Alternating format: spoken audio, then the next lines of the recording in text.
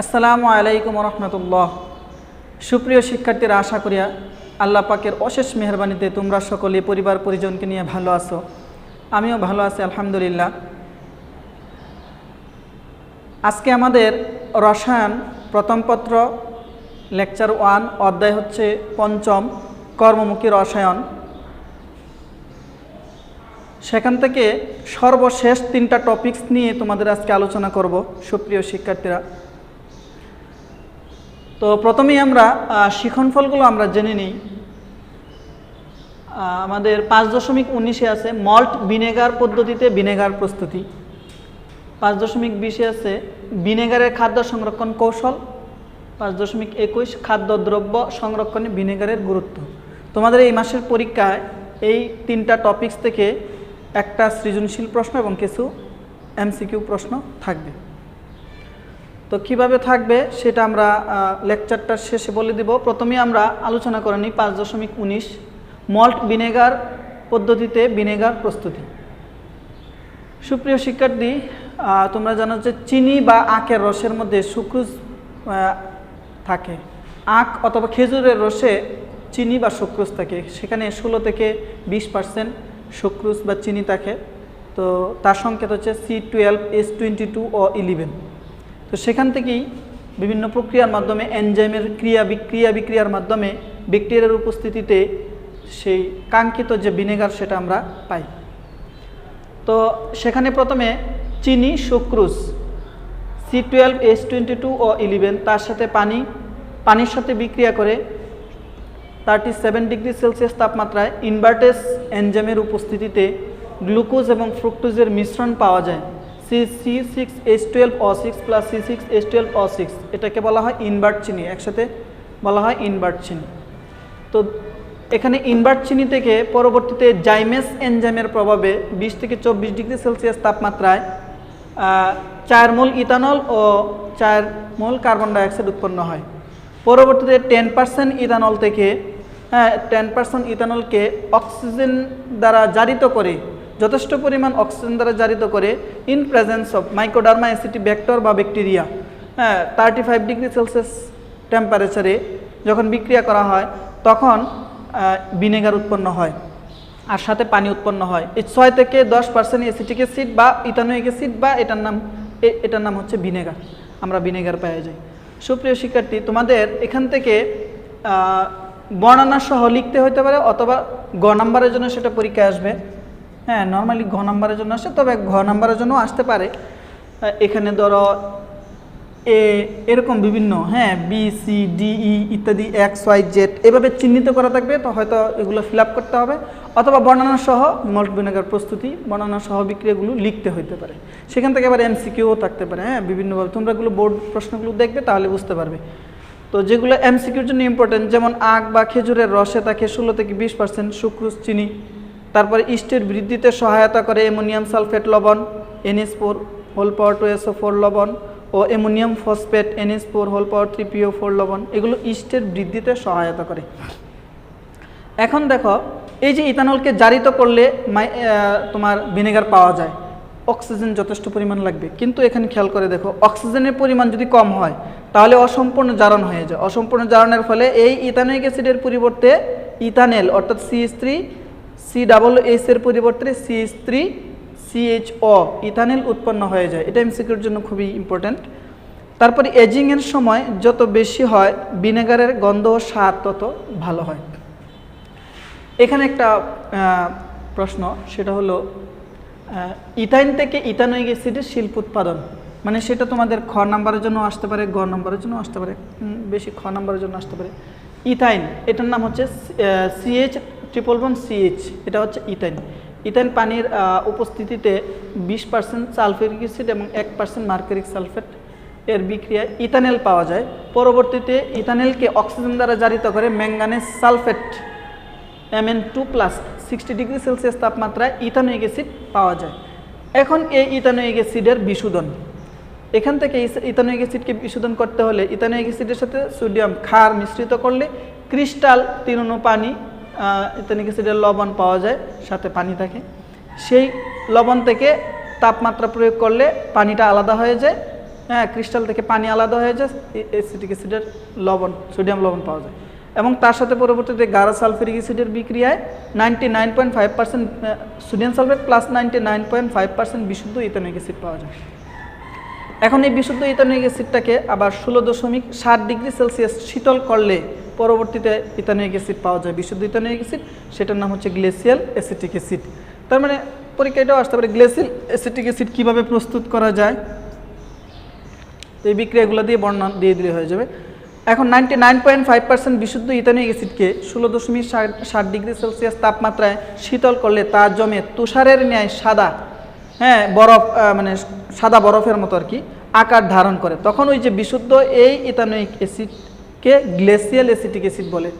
ক নাম্বারের জন্য আসতে পারে যে গ্লেসিয়াল অ্যাসিটিক অ্যাসিড কি। তারপরে আসছে অ্যাসিটোবেক্টর কি, এগুলো তোমরা বই থেকে শিখে নিবে। অ্যাসিটোবেক্টর কি, মল্ট ভিনেগার কি, ক নাম্বারের জন্য আসতে পারে। তারপরে আসি রেকটিফাইড স্পিরিট কি। 95.6% ইথানল ও 4.4% হ্যাঁ পানির মিশ্রণকে বলা হয় রেকটিফাইড স্পিরিট। এটাও আসতে পারে, এমসিকিউ আকারে আসতে পারে বা জ্ঞানমূলক আকারে আসতে পারে। মিথিলেটেড স্পিরিট ও রেকটিফাইড স্পিরিটের আরেকটা নাম হচ্ছে শোধিত বা বাণিজ্যিক অ্যালকোহল। আর মেথিলেটেড স্পিরিটের একটা নাম হচ্ছে পাওয়ার বা অসেবনিক অ্যালকোহল।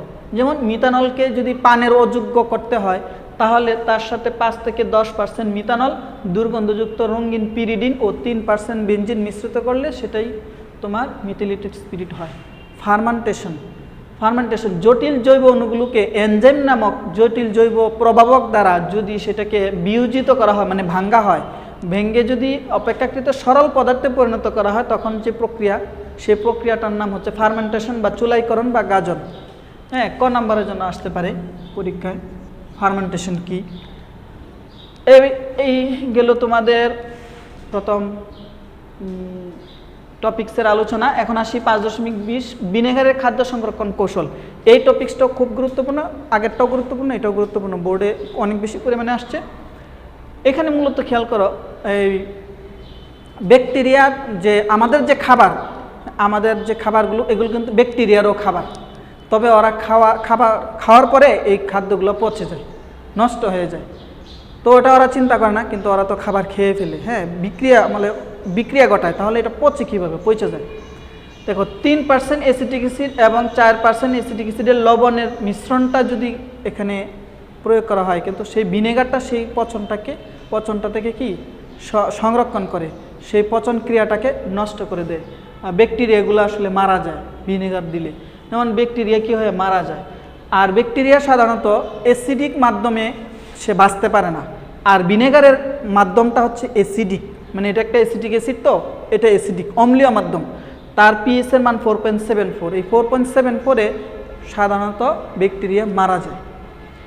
দেখো কিভাবে মারা যায়, যেমন অ্যাসিটিক অ্যাসিড থেকে অ্যাসিটেট আয়ন প্লাস H+ উৎপন্ন হয়, প্রোটন উৎপন্ন হয়। এখন জীবন্ত যে ক্ষতিকর ব্যাকটেরিয়া আছে এই প্রোটনের সাথে হ্যাঁ বিক্রিয়া করে, তারপরে মৃত বা নিষ্ক্রিয় ব্যাকটেরিয়া উৎপন্ন হয়। কিভাবে হয়, যে তার যে অ্যাক্টিভ সাইটটা আছে সেটাকে যেখানে সাধারণত ব্যাকটেরিয়াগুলা আক্রমণ করতো, অ্যাটাক করতো, তো সেখানে যে ওই H+টা গিয়ে কি হয়, বসে যায়, যে কারণে আর কি হয় না, ওই অ্যাক্টিভ সাইটটা নষ্ট করে দেওয়ার কারণে আর ব্যাকটেরিয়া সেখানে আক্রমণ করতে পারে না বা বিক্রিয়া করতে পারে না। যেমন দেখো অণুজীবের প্রোটিন, এই খাবার মানে কি প্রোটিন, বিভিন্ন বড় বড় প্রোটিন, সেখানে দেখো OH, তারপরে CH, CR, NH, এমিন গ্রুপগুলো আছে। তারপরে এখানে এই নাইট্রোজেনের সাথে এক জোড়া মুক্ত ইলেকট্রন আছে, এভাবে প্রত্যেকটা নাইট্রোজেনের সাথে এক জোড়া মুক্ত ইলেকট্রন আছে। তো সেখানেই মূলত ব্যাকটেরিয়াগুলা বিক্রিয়া করার চেষ্টা করে। এখন ভিনেগারের যদি দেওয়া হয় ওই খাবারের মধ্যে, তাহলে ভিনেগারটাকে কি উৎপন্ন হয় আমরা দেখিয়েছি, H+ উৎপন্ন হয়।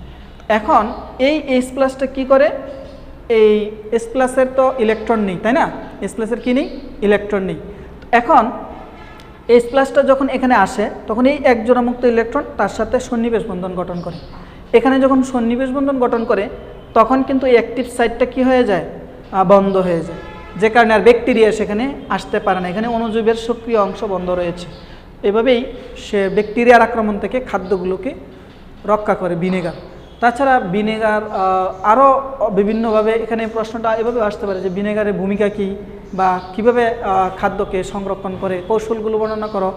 এটার কৌশলগুলো হাজারি স্যারের বই আছে, তাছাড়া আরেকটা বই আছে সেখানেও খুব সুন্দরভাবে দেওয়া আছে, মাহবুব হাসান লিঙ্কন স্যারের বইয়ে সেই ধাপে ধাপে 1 থেকে 6 পর্যন্ত দেওয়া আছে, সেগুলো তোমরা দেখতে পারো। আর এইটাও তোমরা খাদ্য সংরক্ষণ কৌশলের সময় এটাকে ইনক্লুড করে দিতে পারো, তাহলে প্রশ্নের আনসারটা খুব ইফেক্টিভ হবে।